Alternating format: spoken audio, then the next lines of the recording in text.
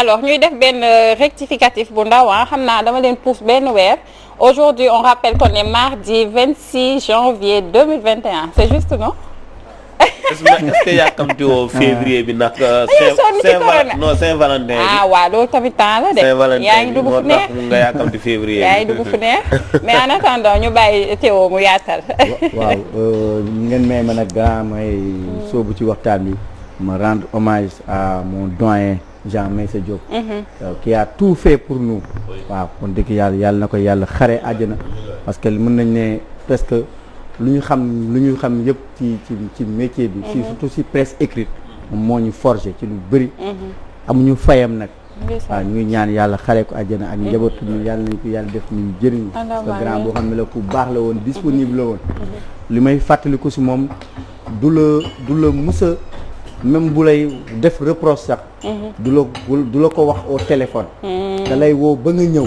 loolu c'est très rare ci responsable. da lay woo ba nga ñëw ngeen tëju yéen ñaar kese ngeen toog. mu wax la avec benn ton de civilité c'est-à-dire da lay wax. dina reetaan wax la li mu lay wax. te du la xas nga xam ne ni yow li nga jëm te da lay tout le temps rek dafa am affaire bu mu doon def sa bopp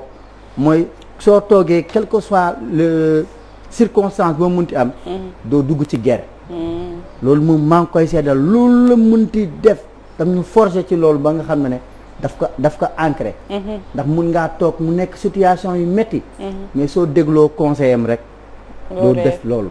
loolu maa ngi koy gërëmee. parce que tey lépp lu ñu ne daanaka. dëgg la et puis témoignage yi sax dafa unanime soo déggee jeune reporter yi sax tey bu ñu lay expliquer conseil yi mu leen doon jox da nga xam ne nit ku baax la woon voilà donc yal na ko borom bi yërëm rek te xaari ko aljana. donc tey daal ñuy waxtaanee mbirum centre enseignants yi nga xam ne dañoo diplômé. ci génn ci centre régional de formation de perfectionnement yi.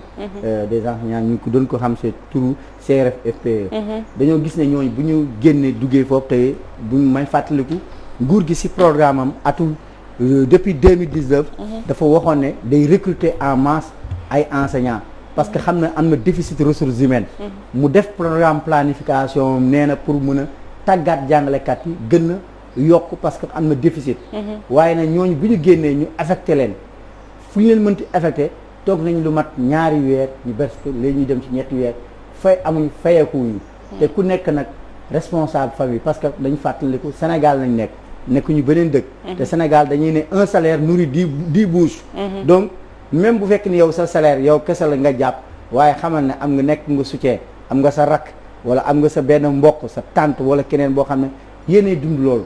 waaye nag dañoo gis ne ñooñu fu mu toll nii ñu ngi dund jafe-jafe yu mat. léegi nag moo tax tey ñu fas yéene dalal koo xam ne xam-xam màcc na ci wàllu jàng ma koy wax sànq. ma Abdourahmane Gueye nekk secrétaire général UDEN. te en même temps bokk ci G7. G7 mooy syndicat yi nga xam ne groupe boobu ñoo demoon ci élection de représentativité syndicale. nguur bi ñu demee ñoom ñoo jël. boo xoolee y a 5 syndicats. yoo xam ne après. ñu dugal ci syndicat enseignement arabe. ak syndicat mooy inspecteurs yi. moo tax tey ñu dalal ko. Abdourahmane dara ñuy ñëw sax ci loolu tey situation d'abord mënuñu ko bañ a wax protocole sanitaire bi fu mu toll nii nan nga ko gisee ban évaluation boobu léegi bi mbas bi tàmbalee. waaw xam nga loolu moom Sénégal yëpp ko gisandoo ñëpp xam nañ ne école dafay ëmb ay nit yu bari tey élèves yi toll nañ ci 4 millions élèves. gis nañ ne tamit suñu koom xëy na may ñu mën a tabax ay classes yoo xam ne day tax élèves yi di mën a toog ñaar ci taabal gis nañ tamit taabal yi dafa manqué ba nga xam ne tey xale yi boo demee ci biir réew mi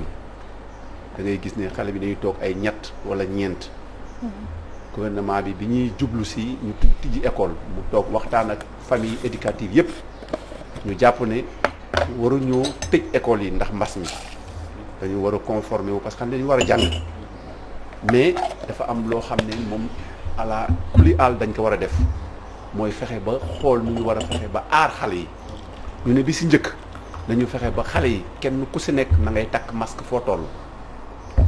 ginnaaw mënuñoo ba na moom ñàkk a toog ñaar walla ñett ci benn taabal ñu ne beneen bi nañu fexe ba école yëpp ñu am ndox parce que ndox mooy indi cet ñu ne nañu fexe ba beneen bi mooy ñu wut ay li ñuy tuddee ay femmes de charge nga xam ne bu xale yi génnee ñoom ñu mën di nettoyer classe bi bu ñuy duggaat tamit fa ñu nekkan ñu nettoyer ko parce que set day bokk ci li aar doomu aadama mais ñu seetlu ne loolu lépp dara amu ci loolu mooy dëgg yéen a ngi dégg fan yi passé ñu naan ci jënd nañu juróomi million wu masque mais boo jëndee juróomi million wu masque sax élèves yi nekk ñeenti millions ça veut dire que ku nekk benn masque nga koy jox mais benn masque xale bi mënu ko sol continuellement au moins war na mën a am lu mu néew protocole bi ñetti masque la waxam mais lu mu néew war na mën a am ñaari masque nga xam ne bu biir tilimee mu mën a fóot bi ci des mais loolu amul loolu nag foofu la ñuy xaar gouvernement bi fi ñu koy xaar mooy ñu def ay effort di saytu aussi xale yi parce que dañu waxoon même njaay bi nga xam dañ koy jaay war nañ ko normer ba nga xam ne vraiment xale bi du jënd n'importe comment ak n'importe où lekk parce que lekk aussi dafa nekk loo xam ne dafa sensible mais gis nañ ni loolu lépp taxawaayu ñi nga xam ne ñoo ŋànk école bi daf ci sooke. dañ doon gis service d'hygiène sax di def tour école yi est-ce que yéen am ngeen écho bi école ubbee ba léegi ngeen digg service d'hygiène ñëw na ci école di xool conditions yi ñuy jaayee ñan ñoo fay jaay ak loolu non loolu moom c'est du passé loolu bu njëkk ba la daan am mais léegi moom vraiment ñun ñëpp dañu yore njaboot suñu njaboot yi dem école ñun kay li ñuy wax waajur yi mooy ñuy fexe di fagarlu di fexe ba seeni njaboot balaa ñuy dem école vraiment ñu fexe ba ñu lekk xam nga xëy na xale yi mënut a bañ a ñàkk jënd sax bu génnee mais na nekk lekk yoo xam ne du nekk lekk à risque parce que xam nga ay pain thon ay ñamu togg yoo xam day fanaan loolu nekk loo xam ne vraiment dina mën a tax nga mën a jël say disposition man daal li ma nga xam ne moom lay ñax waajur yi mooy nañu fexe ba xale yi avant ñuy dem ñu ndékki maintenant bu demee bu buggee jënd orange peut-être loolu c'est moins risqué mais affaire u service d'hygiène moom loolu moom bon passé nañ suñu temps. am na sax ay écoles yoo xam ne amuñu ndox. waaw non loolu kay loolu bokk na ci benn point boo xam ne point bu am importance la ci protocole bi dañ ñëwoon ndax école boo xam ne amul ndox dañ ko tëj loolu moo nekk ci protocole bi mais xëy na tax loolu tax xëy na pour man sévère na mais war nañu def suñu kem kattan ba lii nga xam ne moom la ñu waxante woon ñu matale ko pour mën a aar suñu njaboot parce que xale yooyu ñooy jugee école dellu ci kër yi. xam nga tey cas yi mi ngi aggravé wu. mais est-ce que député yi ak chambre parlementaire lan la ñuy servir est-ce que ñëw nañ yéen approché leen yéen G7 ànd ak yéen tourné xool ci école yi def constat parce que ñu ne ñoom askan bi lañ fi nekkal. non Sénégal moom bu fekkee dañuy wax rek te yàlla dëgg rek la bëgg mooy soo xoolee tey suñu député yi maanaam li nga xam ne moom lañ leen di xaare souvent du leen ci fekk di leen di fekk mooy lan xuloo ŋaayoo werante politique parloo bu fës. nit mën nga bokk sax ci parti politique mën nga tax défendre parti bi mais bu dëgg jotee nga wax ba pare seet li nga xam ne muy jëmale askan wi kanam nga nekk ci loolu mooy li nga xam ne moom la ñuy xaar ci nit ñi mais bu fekkee ne yow da nga far ànd ak nit rek lu mu def baax na lu mu wax baax na mais bu yàggee yow da ngay daal di dootoo nekk doomu aadama mais da ngay nekk bàyyi ma te loolu moom la ñu gis fii kon dañu bëgg ñaax nit ñi di leen ñaan ñu delloo suñu xel ñu xam ne ñun mën nañu bokk ci parti politique mais parti politique bi comme ni ko ndem ci yàlla ci borom kër gi dañ waxee suñu parti politique mooy Sénégal nañu fexe ba ñu ñëpp ñu liggéeyal Sénégal jëm kanam ndax bu Sénégal demee kanam ñun ñii ñu jëm kanam loolu mooy illa bi mais loolu nag moo matewul loolu moo amul. léegi ñu ñëw ci situation jàngalekat yi ak ñi nga xam ne ñoo diplômé ci centre régional de formation des personnes mooy CRPE tey gis nañ ne maanaam mbirum salaire déjà posé na problème nan nga jàngatee affaire bi. waaw xam nga loolu damay jàpp ne suñu gouvernants yi amuñu une vision prospective parce que bu fekkee ne yow da nga ne damay jël ay nit tàggat leen at pour ñu mën a pare pour dem jàngale ji boo leen yóbboo école de formation war nga jël ay matukaay ba nga xam ne ñoom bu ñu paree ñu affecté leen seen payoor mën leen a gunge payoor bi tax nekkugul payooru njaboot gi mais ki ngay yóbbu muy soog a dugg ci métier mi nga jël ko yóbbu ko au fin fond du Sénégal mu dem dans le Ferlo mu dem fu mel ne Kédougou xamu fa kenn mais kooku war na lekk kooku war na naan war na tëdd kon su ko defee am na loo ko war a gunge mais xam nga koo xam ne da nga ko affecté au mois de novembre mu dem ci postam depuis le 20 toog ba mois de janvier jotagul xaalisam mais su la ko waxee ak su la ko waxul lépp am na jafe-jafe kon ñi nga xam ne ñoo yore njàng mi ñi nga xam ne ñooy jiite réew mi dañu war di xalaat di xàll ay yoon yu leen di permettre ñuy mën di jël ay matukaay ba nga xam ne képp koo xam ne dañ la recruter yaa xam jàngalekat nga yaa xam ndax nekk nga ci beneen secteur ñu fexe ba nga xam ne yow doo décourager parce que nit su duggee ci métier rek commencé wu tax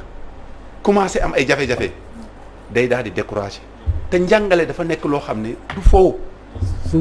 souvent loolu dañ koy wax comme li nga wax jàngale du fo yeneen corps yi aussi da ngay gis corps yoo xam ne tamit ci dëkk bi nit ñi dañ fay dugg comme gis naa ñu bëri ay gendarmerie bu ñu defee seen 15 ans ñu lem seen bagage comme li nga wax sentiment découragement déjà bu ñu commencé rek découragé nañ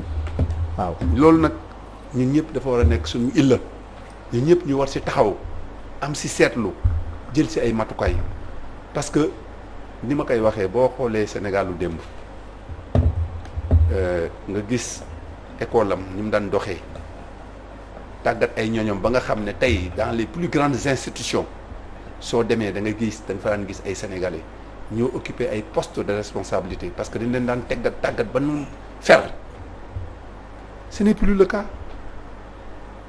léegi njàng mi booy xool da nga daan dañ ko relégué au second plan te doomu aadama su amul xam-xam. mais ñoom dañuy wax chaque jour dañuy vanté wu 40% du budget de l'État sont alloués à l'éducation. oui mais xam nga loolu tamit il faut ñu def ci njàngat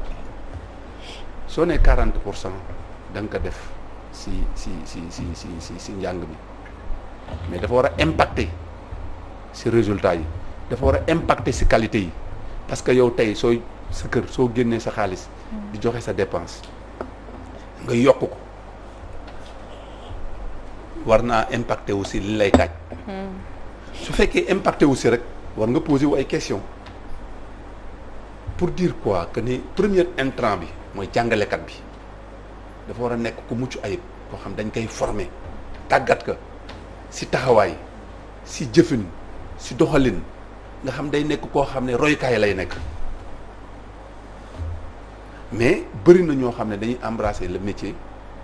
xëy na gagne-pain lañ koy def ñooñu maanaam taxawaay ba ñu war a taxaw duñ ko taxaw rawatina nga ñëwaat dugg ci métier mi fekk métier mi dañ ko banaliser tey boo xoolee société bi mais man dugg naa jóge ministère di ñëw fii suñu siège dugg ci super ñaari jigéen di waxtaan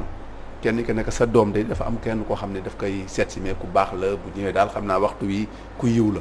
mais li ma ci jaaxal jàngalekat la mais loolu war nañu inquiéter xëy na jàngalekat bi bëriwut koom xëy na loolu xëy na foofu la ko waxee mais bu waxee foofu man jàpp naa ne nit waruñu ko jàppee ci koom nit dañ ko war a jàppee ci jikko parce que moo ëpp solo kon daal man li may ñaax ñi nga xam ne ñoo yore njàngale mi ñoo yore réew mi te dogal bi ñoom ñoo ko yore nañu xoolaat seen doxalin parce que xale yi ñoom ñooy suñu alal kenn ku nekk sa doom mooy sa alal ñu fexe ba ñu tàggat leen ci jub